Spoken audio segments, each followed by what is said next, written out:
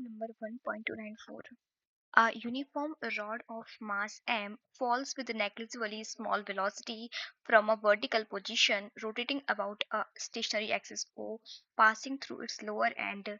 Find the horizontal and vertical components of force with which axis O acts on the rod in the horizontal position. Friction is absent. यानी कि यहाँ पे क्या है, देखो बताते हैं। यहाँ पे एक हमारे पास एक यूनिफॉर्म रॉड है मास m की, जिसको हमने जो है नीचे वाले पॉइंट से पाइवट करना है। ये गिवन है यहाँ पे, इसका मास m है, जो कि यहाँ से बहुत ही स्मॉल वेलोसिटी के साथ जो है आपने इसको बहुत ही स्मॉल वेलोसिटी के साथ आपने इसको छोड़ दिया है, ठीक है। जब आप इसे देखोगे, यहाँ पे ये जो है इस रॉड का इस वाले पॉइंट पे सेंटर ऑफ मास है, और आफ्टर सम टाइम जो रॉड है वो फॉल करेगी, इस तरह से, इस तरह यहाँ पे फॉल करेगी, और उसकी पोजीशन कुछ हॉरिजॉन्टल हो जाएगी। यहाँ से पाइवट हो रही है कील से के द्वारा इंस्पायर्ड कर रखा है।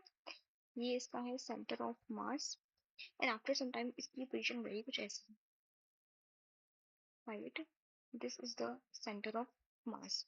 तो ये तीन कंडीशंस हमको यहाँ पे गिवन है ना। मान लेते हैं कि ये जो रॉड है इसकी लेंथ है l, तो यहाँ पे ये लेंथ भी हो जाएगी l, and this length will also be l। Mainly हम इन दोनों डायग्राम से हमारा काम पड़ेगा।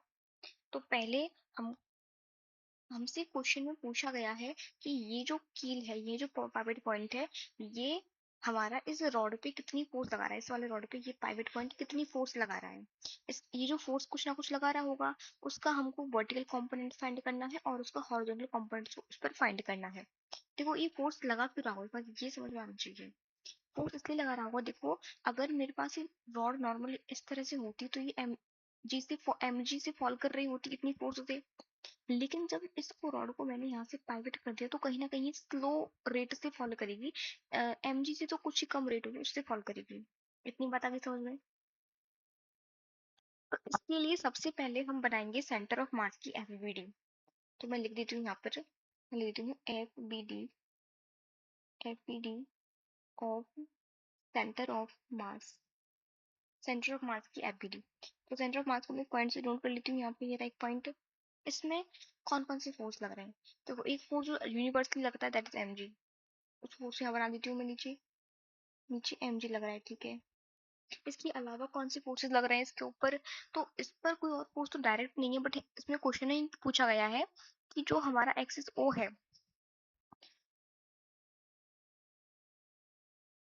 यहाँ पे उस कील के द्वारा इसका जो वर्टिकल कंपोनेंट है फोर्स का वो फाइंड करना है, उसका हॉरिजॉन्टल कंपोनेंट फाइंड करना है। तो मैं उस फोर्स का हॉरिजॉन्टल कंपोनेंट लिख देती हूँ आर एच, और वर्टिकल कंपोनेंट पुट कर देती हूँ आर वी।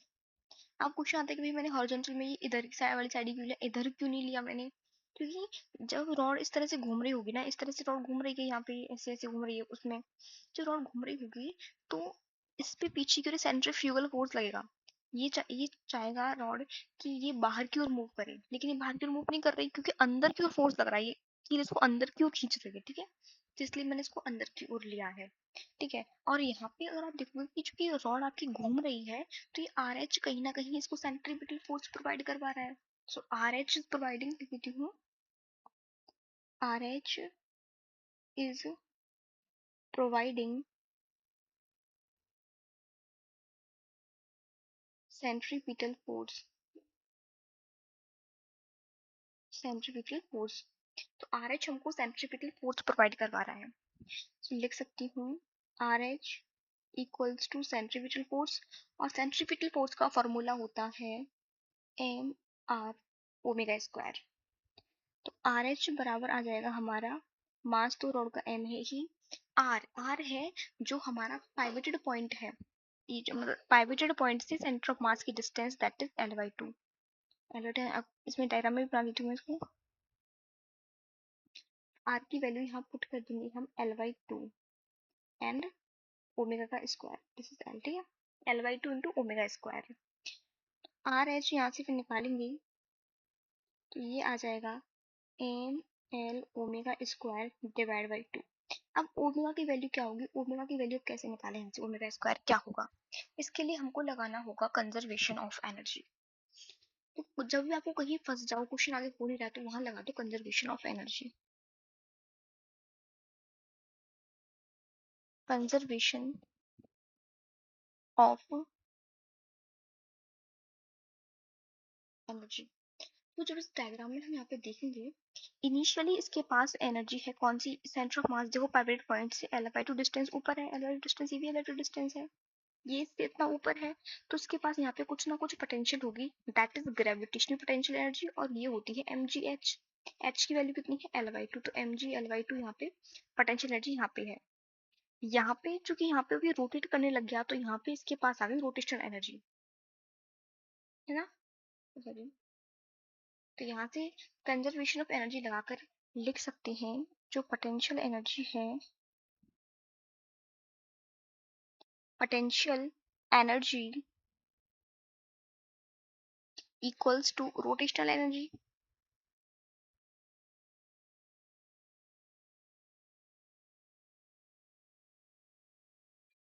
पोटेंशियल एनर्जी की वैल्यू होती है mgh, h की वैल्यू डिस्टेंस वैल्यू है L/2।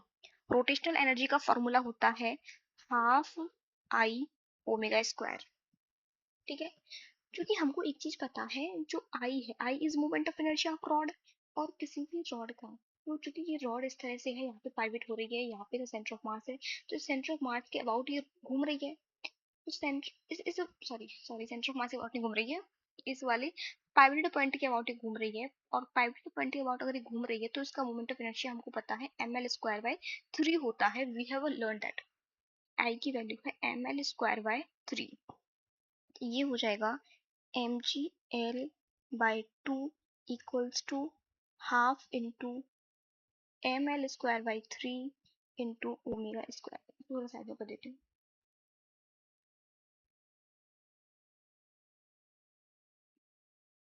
डब्बे में कर देती हूँ, ठीक है। तो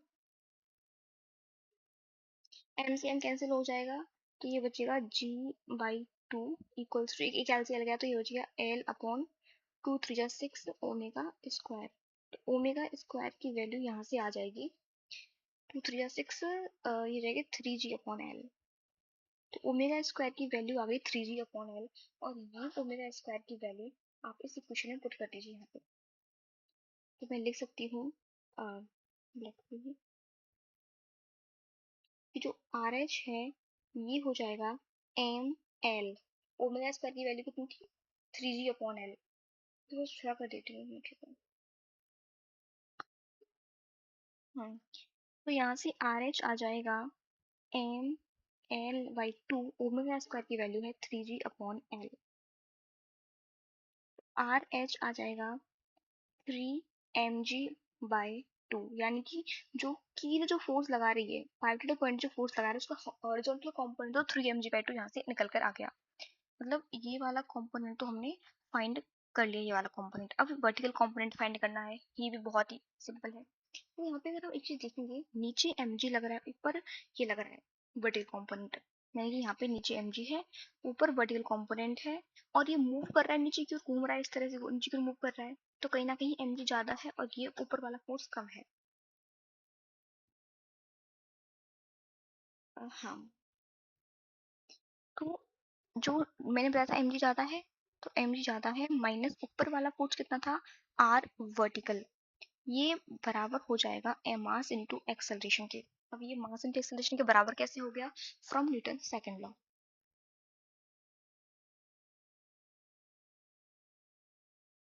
फ्रॉम न्यूटन सेकंड लॉ कहता है F net equals to mass into acceleration. तो एक फोर्स पॉजिटिव एक फोर्स नेगेटिव लेके मैंने मास इनटू एक्सेलरेशन की इक्वल कर दिया। अब इसको सॉल्व करने में फिर से प्रॉब्लम, क्योंकि हमको यहाँ पे ये जो एक्सेलरेशन है इसकी वैल्यू हमको नहीं पता, तो पहले एक्सेलरेशन निकालेंगे।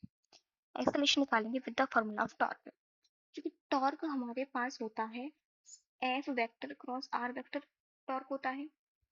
टॉर्क यहाँ पे निकालेंगे, अगर इस 20 वाट में टॉर्क यहाँ पे फाइंड करूंगी डायग्राम में, तो इसमें अगर मैं यहाँ पे टॉर्क निकालना चाहूँ, टॉर्क क्या होगा, फोर्स कितनी लग रही है नीचे, mg लग रही है, mg तो घुमा रहा है इसको, और जो डिस्टेंस है, ये पाइवट पॉइंट है, दैट इज L/2, तो mg इंटू L/2 लिख सकती हूँ मैं। टॉर्क हो जाएगा mg इंटू L/2। ठीक है, तो ये बन गया इक्वेशन नंबर 1। बट टॉर्क का एक और फॉर्मूला होता है, that is I into alpha. I is moment of inertia and alpha is radial acceleration. Now I की value ml² upon 3 into alpha, और इसको लिख देती हूँ equation number 2. So from equation 1 and 2, from equation 1 and 2, दोनों ही torque के बारे में बता रहे हैं, दोनों ही इक्वेशन बराबर हैं. मैं लिख सकती हूँ mg L/2 equals to ml² by 3 into alpha. यहाँ से m से m कैंसिल हो गया, एक तो कैंसिल हो गया, m से m कैंसिल हो गया, एक l से एक l गया, तो ये हो जाएगा अल्फा इक्वल्स टू 3g/12. तो यहाँ से आ जाएगा alpha equals to 3g/12. Alpha की वैल्यू आ गई. अल्फा एक्सेलरेशन, रेडियल एक्सेलरेशन हमको पता ही है फॉर्मूला रेडियल एक्सेलरेशन का, ये किसके बराबर होता है. तो जो रेडियल एक्सेलरेशन है, इसको हम लिख सकती हूँ tangential acceleration equals to radial acceleration into ma'am R. Tangential, और यहाँ पे देखो एक चीज ध्यान रखनी है, यहाँ पे ये जो मैंने एक्सेलरेशन लिखा है, दिस इज टेंजेंशियल एक्सेलरेशन, आपको लिख देती हूँ दिस इज टेंजेंशियल एक्सेलरेशन.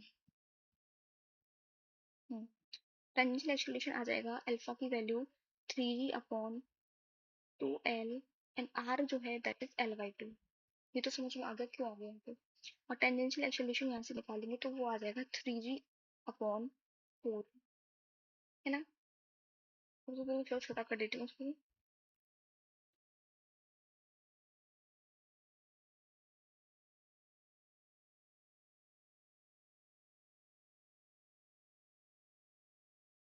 तो यहाँ पे जो 80 है इसकी जगह 3g/4 पुट कर देंगे, तो ये हो जाएगा mg minus rv equals to m into 3g/4. तो इस थोड़ा और साइड में कर देती हूँ.